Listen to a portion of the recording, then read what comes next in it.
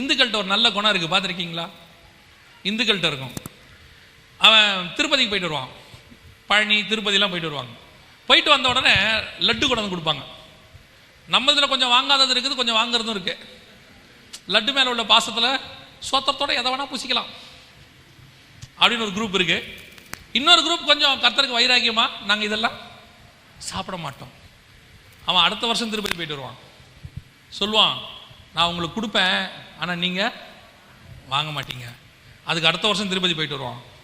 வரும்போது பார்த்தா உங்களுக்கு ஒரு லட்டு எடுத்துன்னு வருவான். என்ன சொல்லுவான் தெரியுமா? இது மேலே வாங்கலை, உங்களுக்காக நான் கீழே வாங்கினேன்.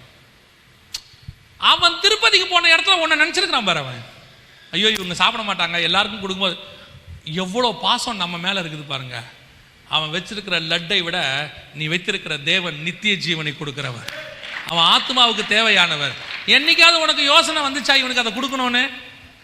நீங்களே டிசைட் பண்ணிடுவீங்க. அதெல்லாம் ரட்சிக்கப்படவே மாட்டாங்க. நீங்கள் போட வேண்டிய விதையை போடுங்க, தண்ணீரின் மேலே போடுங்க, ஒரு நாள் அது நிச்சயம் பலன் கொடுக்கும்.